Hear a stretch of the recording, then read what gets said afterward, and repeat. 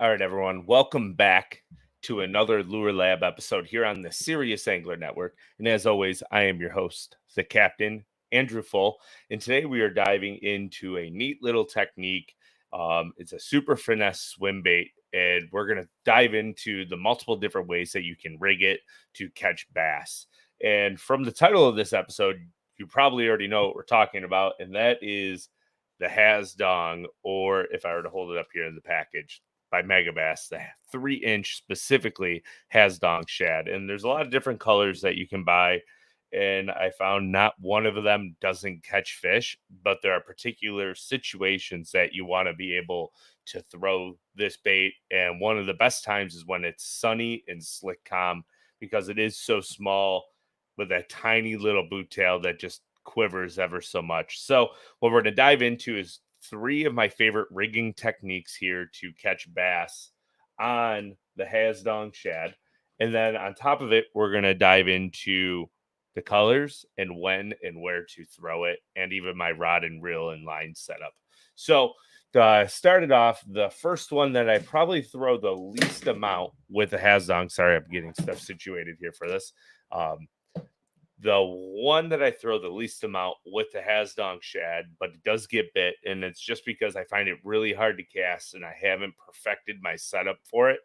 And I basically only use one rod for this technique, and that is the Alpha Angler spy bait rod. But any like 7-foot to 7'6" medium or medium light action rod that has a quick tip, so it really loads and fires your bait a long distance, is going to be key. And you need something that's soft enough and deep and parabolic enough to absorb that sweep set when they eat it on like a swim bait style head.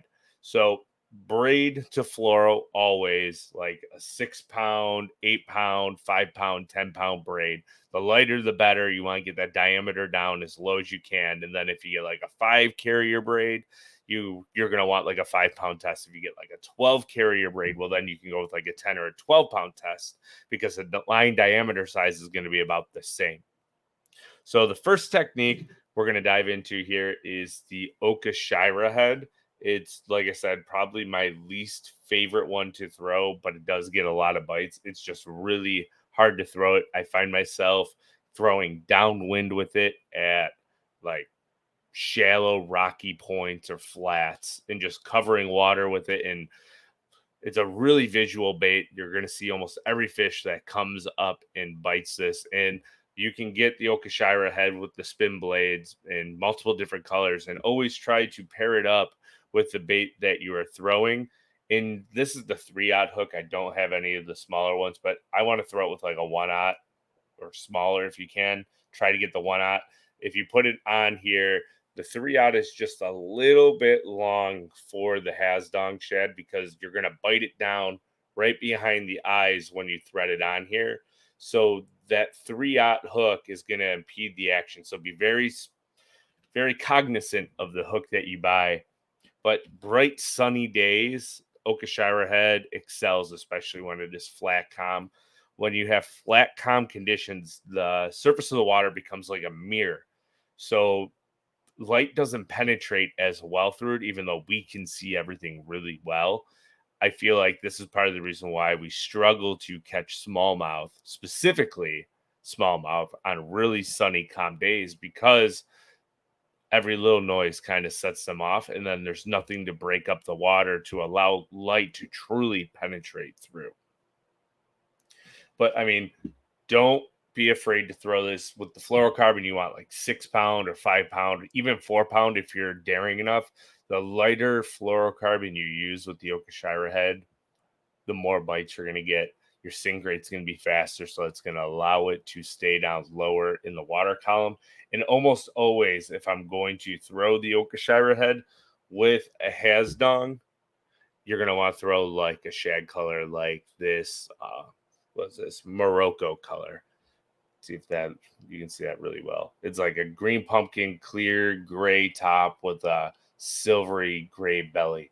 Really, really good color for catching some really big smallmouth. And don't even pay attention to the fact that I'm saying smallmouth. It will catch a lot of largemouth as well. Now, the second way that you can rig up the Hazedong shad. And there's a couple of Elite Series anglers throwing this during the Elite Series event on the St. Lawrence, is with just the tiniest little ball head. This one is 3/16. You really want to go like 1/8 or smaller if you can, because of the fact that when you have a 1/8, 3/16, it kind of overpowers the bait. But let me rig it here real quick so you can see how it looks. Put through here. So you can see we're going to go down through the nose. And now these baits actually, they have a line through the top of the mold, so you can always try to get your bait straight. It looks pretty good. Yeah. So there you go. Little Hazedong on a 1/0 3/16 ounce head. And this is a super finessey swim bait way to throw this bait up shallow, cover a lot of water with it. You're going to get a lot of bites. That tail kicks really fast, and almost like you can almost mid stroll with this technique as well, and just kind of just a steady retrieve, 8, 10, 12 foot down, depending on your braid and fluorocarbon setup. This is the one I'm going to throw more than the Okashira head, because the Okashira spin blades causes it to lift up, and the ball head is going to allow you to keep this down a little bit further in that water column. Same thing, 4, 5, 6 pound fluorocarbon to the same braid that we talked about a minute ago.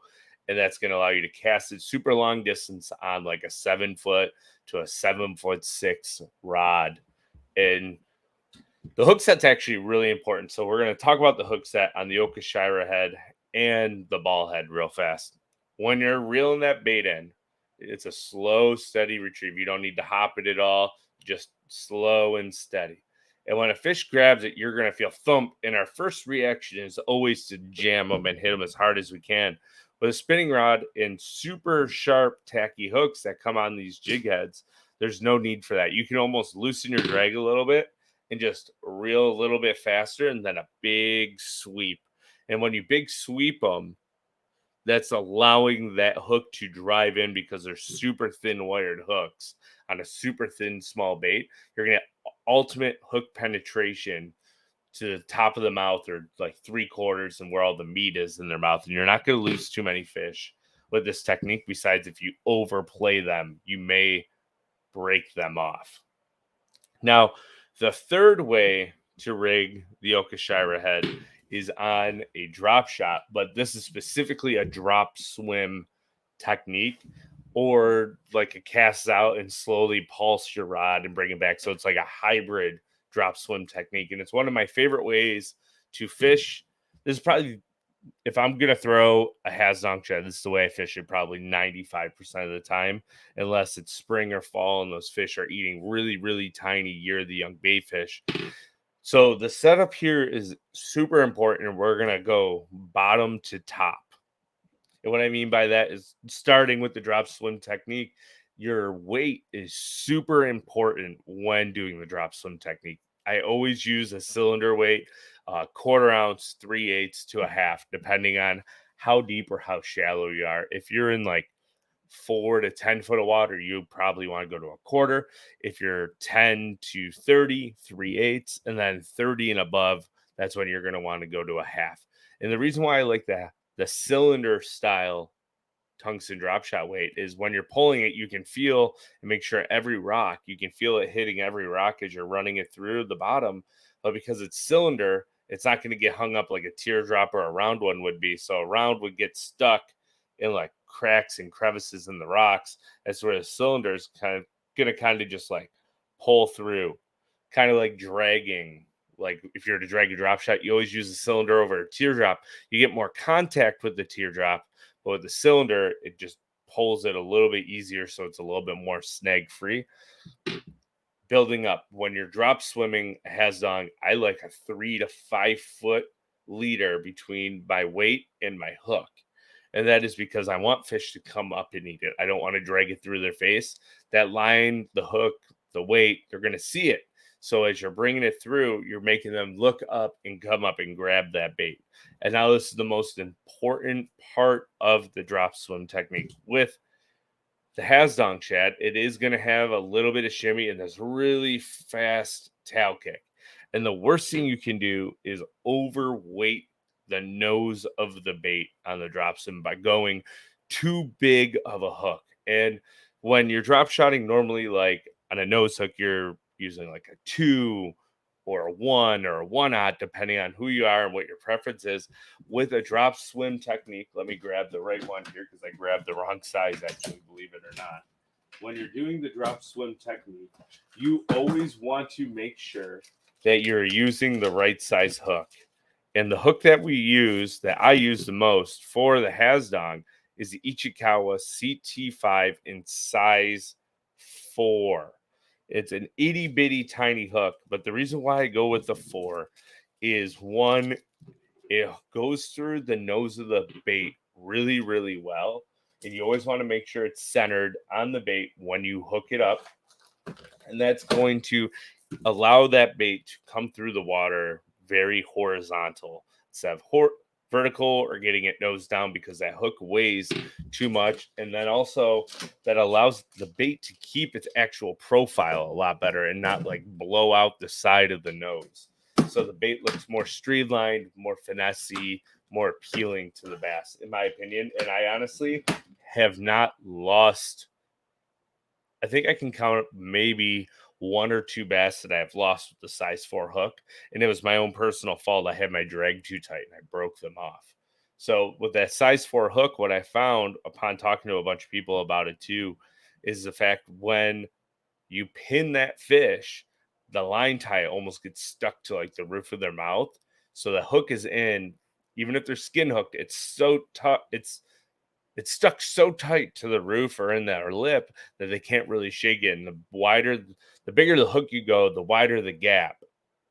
And then the more hook point to eye ratio you have, the easier it is for that hook to start swiveling out and falling out of fish's mouth. And I've started to apply that principle to all my drop shotting techniques.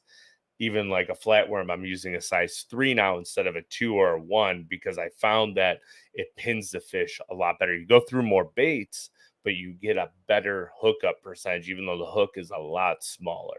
So those are the 3 techniques that you want to use. Oh, I completely forgot how you fish the drop swim, right? Like it's a long cast and you want to make sure it's on the bottom and it's always on the bottom. It's a bottom contact for me.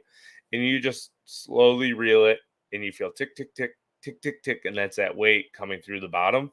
Or you can pulse it. So hop, reel down the slack. When you feel it, pop, hit the bottom, pop it again. But it's a controlled pop. So real gentle sweep ups. And when a fish eats it on that hop, you're going to know it because it's not going to hit the ground. Or 2, they're going to basically rip the rod out of your hand. And then you want to do this if you're fishing like a rocky flat deep, or you're just having issues getting them to bite any other way with the Hazedong, like swimming it on a ball head or the Okashira. You can go real long leader, real finesse, like a 4-pound test, 5-pound test, 6-pound test, and slowly swim it through their face. Now, the size of reel I found actually matters a lot casting these little baits out in today's world of bass fishermen. We want to go really big reels, 3,000, 4,000 size. But I found when I'm throwing this itty bitty tiny ball head or like an Okashira head, going down in reel size, like a 2,000 or a 2,500 size, I'm getting further casting distance because there's less resistance on the spool top. So when that line comes out, it's more tight, which allows it to shoot through the guides better. Therefore, you're getting 5 to 10, 15 feet more distance. And if you're casting with the wind, you're probably getting 20 to 25 feet more distance. So those are some important tips for you. And this is just specifically for the Hazedong shad. Now, if it's sunny, calm, clear, and they're biting on bait fish, we'll talk about colors real fast. Morocco, there's a white one, like a clear white one. That's, I think it's like Hayu something. That's a really good color. And then if you're out deep fishing for smallmouth or largemouth, green pumpkin shad when it's sunny. And then as it gets cloudy, I like to switch over to baits that have a lot more flake in them because I feel like they show up a lot better on clouds. And that's when you use like USA Goby or a Tennessee shad. And there's something about those colors on cloudy days for me where I get a lot more bites than throwing just this clear, real finessey bait fish pattern. So I hope you took some tips away today on the 3 best ways that I found to rig a Hazedong and to catch bass on a Hazedong and where to fish him. You're going to get more bites on it. Stop on over to Omnia. They have them in stock.